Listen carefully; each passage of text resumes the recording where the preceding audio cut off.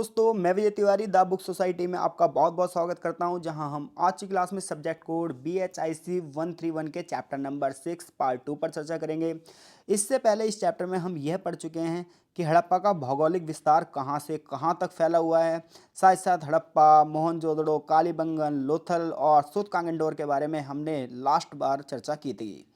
आज की इस वीडियो में जो हम पढ़ने वाले हैं वो ये पढ़ने वाले हैं कि हड़प्पा की भौतिक विशेषताएं क्या क्या थीं, साथ साथ क्या हड़प्पा बस्तियों के दूसरी बस्तियों से संबंध थे। तो आज जो इस चैप्टर का हम पार्ट कवर करने जा रहे हैं ये बहुत ही इंपॉर्टेंट पार्ट है और यहाँ से क्वेश्चन बनने की संभावना बहुत ज़्यादा है। तो सबसे पहले हम हड़प्पा की भौतिक विशेषताओं के बारे में पढ़ेंगे। तो देखो, जब हम किसी सभ्यता की भौतिक विशेषताओं की बात करते हैं तो हम ये देखते हैं कि वो सभ्यता किस प्रकार से बसाई गई है, वहाँ पर नगर योजना का स्वरूप कैसा है, वहाँ के लोग किस प्रकार से जीवन यापन कर रहे हैं, लाइक डैट उनके बर्तन किस प्रकार से हैं, औजार किस प्रकार के वो यूज़ कर रहे हैं, वहाँ की जो आर्ट कैसी है यानी कला कैसी है, लिपि कैसी है, जीवन किस प्रकार से वो लोग जी रहे हैं। तो यहाँ पर ये सारी चीज़ें हम हड़प्पा सभ्यता के संदर्भ में पढ़ेंगे। तो हड़प्पा सभ्यता की अगर हम नगर योजना की बात करें, यानी कि हड़प्पा सभ्यता में नगर किस प्रकार से बसाए गए थे, तो यहाँ पर उसके बारे में विस्तृत रूप से बताया जा रहा है। जहाँ मार्टिन व्हीलर और स्टुअर्ट पिगॉट जैसे आर्कियोलॉजिस्ट ने बताया कि हड़प्पा में जो नगरों की संरचना मिली है, यानी कि हड़प्पा में जो नगरों की बनावट है वो बड़ी असाधारण प्रकार की है और ज़्यादातर नगर एक ही प्रकार से बसे हुए हैं। हड़प्पा सभ्यता के ज़्यादातर जो नगर हैं वो दो भागों में बटे हुए हैं। एक भाग में तो दुर्ग है, यानी कि किला है, जहां में भी शासक वर्ग रहते होंगे, राजघराने के लोग रहते होंगे, और ये जो दुर्ग है ये ऊंचाई पर बसाया गया है। जबकि दूसरा जो भाग है वो निचला इलाका है, में भी यहाँ पर गरीब लोग रहते होंगे या आम जनता रहती होगी और ये शासित लोग थे। यदि आप हड़प्पा की सड़कों पर घूमने निकले तो आपको पता चलेगा वहाँ के घर, मंदिर, अन्न भंडार और गलियां बिल्कुल वैसी थी जैसे मोहनजोदड़ो की थी, या कोई भी नगर आप देखो लगभग एक जैसा होगा। तो ये जो विचार है, लेकिन ये विदेशी समुदाय द्वारा लिया गया है। ये माना जाता है हड़प्पा पे अचानक से हमला हुआ होगा, सिंधु घाटी को जीत लिया गया होगा और नए नए नगर बनाए हुए होंगे और वहाँ के मूल निवासियों को शासक वर्ग से अलग रखा जा सके। यानी कि जो दुर्ग अलग मिला है, निचली बस्तियाँ अलग मिली हैं, इसके पीछे एक तर्क ये देते हैं आर्कियोलॉजिस्ट कि मे भी हड़प्पा और मोहनजोदड़ो जैसे जो ये बड़े बड़े नगर हैं इन पर बाहरी लोगों को आक्रमण हुआ होगा, बाहरी लोगों ने इन क्षेत्र के लोगों को अपना दास बना लिया होगा, इसलिए उनकी बस्ती अलग कर दी होंगी और वो अलग ऊंचाई पर दुर्ग बनाकर शान और शौकत से ऐशो आराम से रहते होंगे। तो ऐसे बहुत सारे विचार दिए जाते रहे हैं। तो शासकों ने ऐसे किलों का निर्माण किया जहां से वो अपने आप को अलग थलग रख सकें और शान से रह सकें। मैंने हाईलाइट कर रखा है यहाँ पर। आजकल विद्वान अब इन विचारों को मानते नहीं है, ये बात तो पहले की बात रही। आजकल के विद्वानों ने जब और भी हड़प्पा में खुदाइयाँ करी तो ये देखा गया कि भाई नहीं, हड़प्पा की बस्तियों में एक रूपता नहीं है, अलग अलग बस्तियाँ अलग प्रकार से बसी हुई हैं। हालांकि ज़्यादातर बस्तियाँ इसी प्रकार से बसी हुई हैं जहाँ पर बस्तियाँ दो भागों में बटी हैं, एक तरफ दुर्ग और एक तरफ निचला शहर। जैसे कि आगे यहाँ बताया गया कि हड़प्पा, मोहनजोदड़ो और कालीबंगन की जो बस्तियाँ हैं यहाँ पर कुछ समानताएं हैं। यहाँ पर शहर दो भागों में बटे हुए हैं। वेस्टर्न वाले पार्ट में किला बना हुआ है और बस्ती के पूर्वी सिरे पर नीचे एक नगर बसा होता था। यहाँ दुर्ग और किले ऊंचे चबूतरे पर बने हुए हैं। कच्ची ईंटों का प्रयोग किया गया है। दुर्ग में यानी कि जो किला है वहाँ पर बड़े बड़े भवन होते थे जो संभवतः प्रशासन के लिए या धर्म के लिए यूज होते होंगे। निचले शहरों में भी रिहायशी क्षेत्र मिले हैं। मोहनजोदड़ो और हड़प्पा में किले के चारों ओर ईंटों की दीवार होती थी। कालीबंगन में दुर्ग और निचले शहर दोनों के चारों ओर दीवार थी। निचले शहर में सड़कें उत्तर से दक्षिण की ओर जाती थी और राइट एंगल पर समकोण पर काटती थी। सड़कों और घरों के बारे में ये पता चलता है कि यहाँ के लोग नगर नियोजन के प्रति, यानी कि यहाँ के लोग आर्किटेक्चर का ज्ञान रखते थे और बड़े पैमाने पर इन्होंने स्पष्टता के साथ हड़प्पा की बस्तियों को बसाया है। गलियों को इस प्रकार से बनाया गया है, सड़कों को इस प्रकार से बनाया गया है कि सारी सड़कें एक दूसरे को समकोण पर काट रही हैं। नालियों को इस प्रकार से बनाया गया है कि घर की एक दीवार नालियों से जुड़ी हुई है ताकि गंदा पानी सारा का सारा बाहर निकल जाए। हड़प्पा और मोहनजोदड़ो में भवनों और इमारतों के लिए पक्की ईंटों का इस्तेमाल किया गया है, लेकिन कालीबंगन में अगर आप देखेंगे तो कालीबंगन में कच्ची ईंटें प्रयोग में लाई गई हैं। सिंध में कोटदीजी की बात करो, आमरी जैसी बस्तियों की बात करो तो यहाँ पर किलेबंदी नहीं है, यानी कि दीवारों से घेरा ही नहीं गया है। गुजरात में जो जगह लोथल है यहाँ का नक्शा तो बिल्कुल अलग सा ही है। यहाँ की बस्ती एक आयताकार है जिसके चारों तरफ ईंट की दीवारों से घेरा गया है, यानी कि आंतरिक विभाजन नहीं है, दुर्ग और निचली बस्तियां नहीं है, पूरी की पूरी बस्ती को ही चारों तरफ से दीवारों से घेरा गया है। वहीं अगर हम शहर के पूर्वी हिस्से की बात करें तो ईंटों से निर्मित एक कुंड मिला है। कक्ष में सूरकोटदा नामक बस्ती दो बराबर हिस्सों में बटी हुई है। तो इससे पता चलता है कि हड़प्पा की कुछ बस्तियां एक जैसी थीं, लेकिन हम कहें सारी बस्तियां एक जैसी बसी थी तो ऐसा नहीं है। हड़प्पा सभ्यता के निवासी पक्की हुई और कच्ची ईंटें दोनों का इस्तेमाल करते थे, यानी कि पक्की ईंटों और कच्ची ईंटों का दोनों का इस्तेमाल करते थे। हालांकि ईंटों का आकार एक जैसा था। इससे पता चलता है कि हर मकान मालिक अपने लिए ईंटें स्वयं नहीं बनाता था, बल्कि ईंटों का निर्माण बड़े पैमाने पर कहीं होता होगा। मोहनजोदड़ो शहर में सफाई की व्यवस्था उच्च कोटि की थी। घरों में बहने वाला जो पानी था वो नालियों से होकर बड़े बड़े नालों में चला जाता था। यानी कि आज से 5000 साल पहले सिंधु घाटी इतनी वेल सेटल रूप में बसी हुई थी, जितनी आज भी भारत के कई शहर ऐसे नहीं बसे हुए। अब हम मोहनजोदड़ो में कुछ विशाल इमारतों की बात करते हैं। तो हड़प्पा, मोहनजोदड़ो, कालीबंगन में किले के क्षेत्रों में बड़ी बड़ी विशाल इमारतें मिली हैं। ये माना जाता है इन इमारतों का कार्य विशेष कार्यों के लिए यूज़ किया जाता होगा। फॉर एग्जाम्पल, इमारतें कच्ची ईंटों से बने ऊंचे ऊंचे चबूतरों पर खड़ी की गई हैं। इनमें से एक इमारत मोहनजोदड़ो में है और ये बहुत फेमस है। इसे हम विशाल स्नानागार कहते हैं, द ग्रेट बाथ कहते हैं इसे। ईंटों से बने इस कुंड की लंबाई चौड़ाई 12 × 7 मीटर है और गहराई 3 मीटर है। दोनों तरफ सीढ़ियां बनाई गई हैं अंदर उतरने के लिए। कुंड को तल को डामर से जलरोधी बनाया गया है। इसके साथ साथ पानी पास के एक कक्ष में बने बड़े कुएं से आता होगा। पानी निकालने के लिए भी एक ढलवा नाली यहाँ पर बनी हुई है। मैं आपको एक चित्र दिखा देता हूँ विशाल स्नानागार का। यह चित्र है, आप यहाँ देखेंगे दोनों तरफ देखो सीढ़ियाँ बनी हुई नीचे उतरने के लिए। यानी कि हड़प्पा के लोग लग्जरी लाइफ भी जीते होंगे और मोहनजोदड़ो की इस विशाल स्नानागार से बात पता चलती है। तो एक तो मोहनजोदड़ो में एक विशाल स्नानागार मिला है। इसका उपयोग राजाओं पुजारियों के धार्मिक कार्यों के लिए किया जाता होगा, ऐसा विद्वान मानते हैं। मोहनजोदड़ो के किले में मिली दूसरी महत्वपूर्ण संरचना है अन्न भंडार। अब देखो अन्न भंडार की बात करें तो इसमें 27 ब्लॉक हैं, यानी कि 27 ब्लॉक हैं। और इसमें लाइट आई, इसके लिए आड़े तिरछे जो है रोशनदान भी बने हुए हैं। अगर कहीं पर अन्न भंडार मिला है तो इसका मतलब क्या है कि अकाल से निपटने के लिए या किसी प्राकृतिक आपदा से निपटने के लिए लोगों ने अन्न भंडार बनाया होगा। इतना ही नहीं, विशाल स्नान कुंड के एक तरफ एक लंबी सी इमारत मिली है, लगभग 230 × 78 फुट, जिसके बारे में अनुमान है कि बड़े उच्च अधिकारियों का निवास रहा होगा। क्योंकि देखो किसी भी सभ्यता में अगर बड़े बड़े घर मिल रहे हैं, महल टाइप से मिल रहे हैं, या बड़े बड़े सभा में मिल रहे हैं, या ऐसी बिल्डिंगें मिल रही हैं, तो इसका मतलब यह है कि वो आम जनता तो इसमें नहीं रहती होगी, क्योंकि उसके पास इतना धन नहीं होता। उच्च वर्ग के लोग ही रहते होंगे। तो जो इतना बड़ा अधिकार, इतना बड़ा ये जो कुंड मिला है, ये माना गया है यहाँ पर किसी बड़े अधिकारी का निवास होगा। जिसमें 33 वर्ग फुट का तो एक खुला आंगन मिला है, 3 बरामदे हैं, एक बड़ा सभा कक्ष है। सभा कक्ष में 5-5 ईंटों की ऊंचाई पर 4 चबूतरे हैं, जिसके ऊपर लकड़ी के खंभे इकट्ठे किए गए हैं, खंभे खड़े किए गए हैं। कमरों की कतार में एक पुरुष की प्रतिमा भी बैठी हुई मुद्रा में मिली है। हड़प्पा की प्रसिद्ध इमारतों में से एक है विशाल अन्न भंडार। इसे एक क्रम में ईंटों के चबूतरे पर बनाया गया है। इतना ही नहीं, अन्न भंडार के दक्षिण में ईंटों के गोल चबूतरे में कई कतारें हैं। फर्श की दरारों में गेहूं और जौ का भूसा मिला है। गोल चबूतरे का इस्तेमाल अनाज गहने के लिए किया होता होगा, यानी कि अनाज को भूसे से अलग करने के लिए किया जाता होगा। कालीबंगन की बात करें तो कालीबंगन नहर हड़प्पा और मोहनजोदड़ो की तुलना में छोटा है। यहाँ की खुदाई में सबसे महत्वपूर्ण खोज है अग्निकुंड मिले हैं यहाँ पर। यहाँ ईंटों से बने बहुत से चबूतरे मिले हैं और इनमें से एक चबूतरे पर एक पंक्ति में 7 अग्निकुंड मिले हैं और एक गड्ढे में पशुओं की हड्डियाँ भी मिली हैं। तो यानी कि हड़प्पा में कुछ विशेष बनावट मिली है हड़प्पा सभ्यता में, खासतौर पर मोहनजोदड़ो में, हड़प्पा से और कालीबंगन से, जिससे पता चलता है कि ये क्षेत्र जो थे विशेष कार्यों में यूज़ किए जाते होंगे। तो हड़प्पा की भौतिक विशेषताओं में आप सबसे पहले क्या बताओगे, बस्तियों को 2 भागों में बांटा गया है।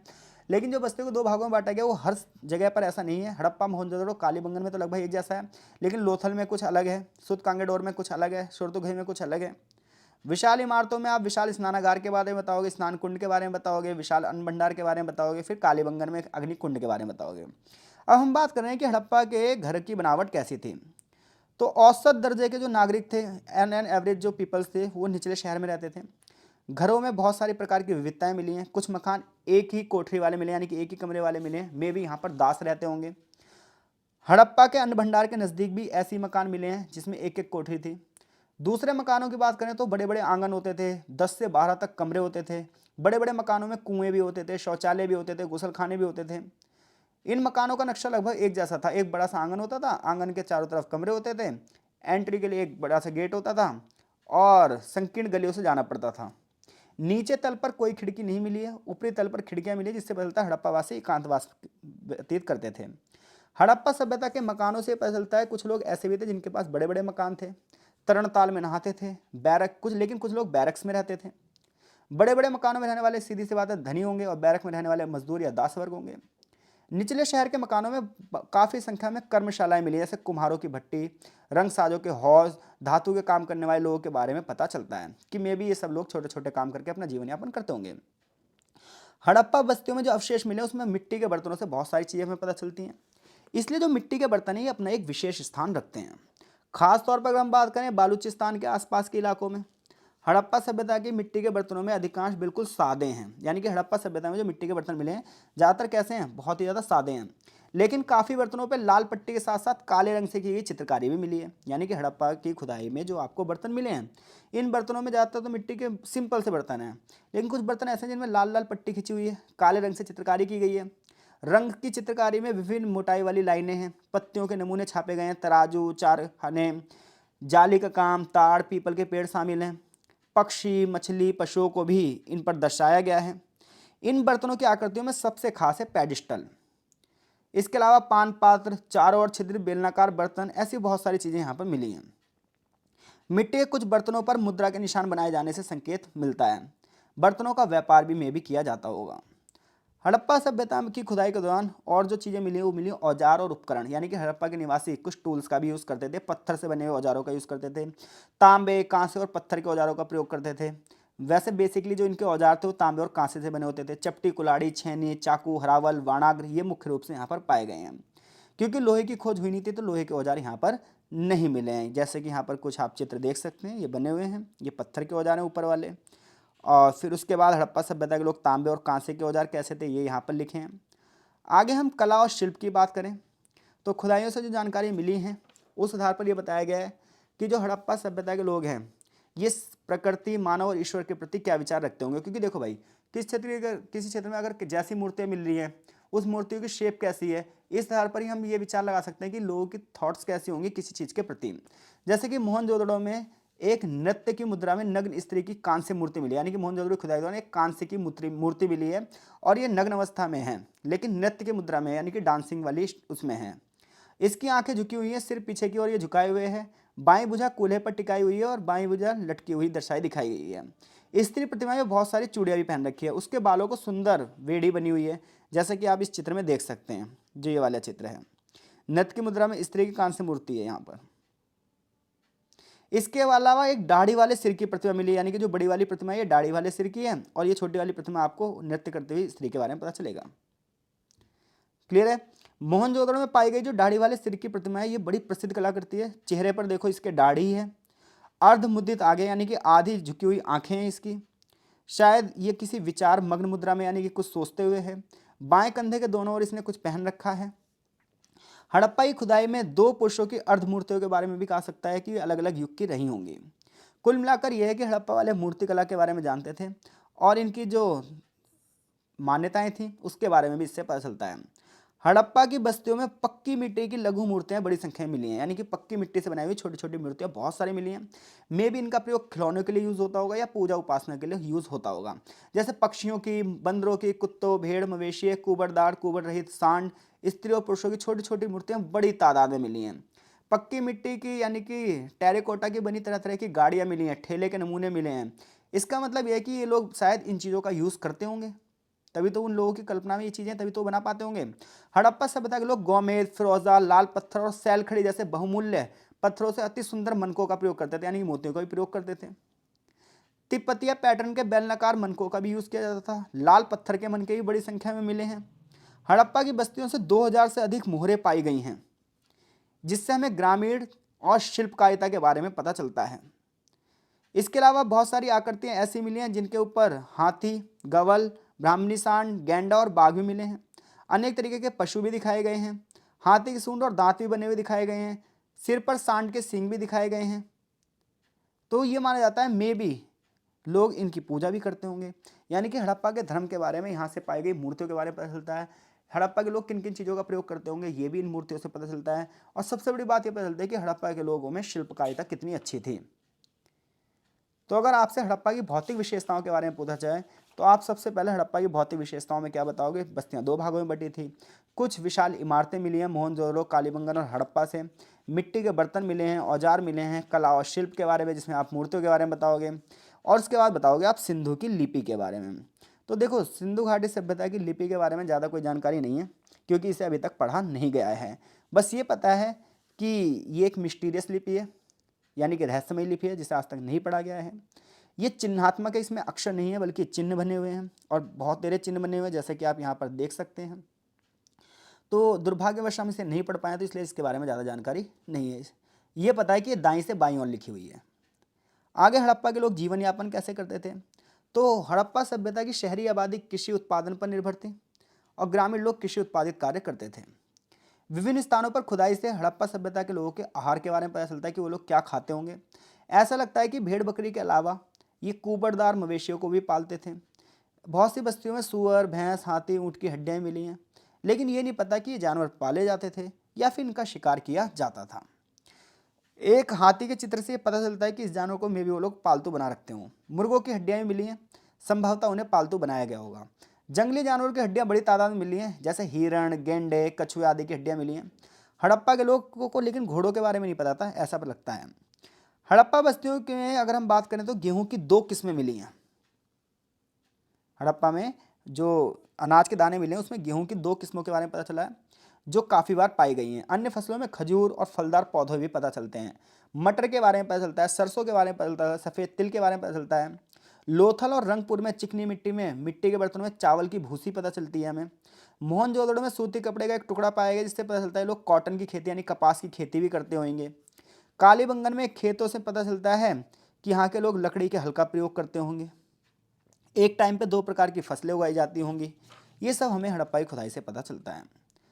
तो आज जो हमने चैप्टर से क्वेश्चन कवर किया है वो ये करा है कि हड़प्पा की भौतिक विशेषताएं बताओ, जहां आप हड़प्पा की बस्तियों को 2 भागों में पहले बताएंगे कि बटी हुई थी, नगर नियोजन के बारे में बताएंगे, कुछ इमारतों के बारे में बताएंगे, घरों की बनावट कैसी थी ये बताओगे, मिट्टी के बर्तन कैसे थे, औजार, उपकरण, ये तमाम चीज़ों के बारे में आप चर्चा करोगे।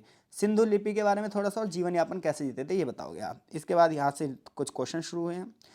आगे व्यापार के बारे में बताया जाएगा कि हड़प्पा के व्यापारिक संबंध कैसे थे। तो हड़प्पा के व्यापारिक संबंध हम इस चैप्टर के नेक्स्ट पार्ट में पढ़ेंगे। आशा है चीज़ें आपको समझ में आ रही होंगी। कमेंट बॉक्स में कमेंट करके हमें ज़रूर बताइए कि चीज़ें आपको समझ में आ रही हैं या नहीं आ रही हैं। तो मिलते हैं आपसे नेक्स्ट पार्ट में, तब तक के लिए आपका बहुत बहुत धन्यवाद।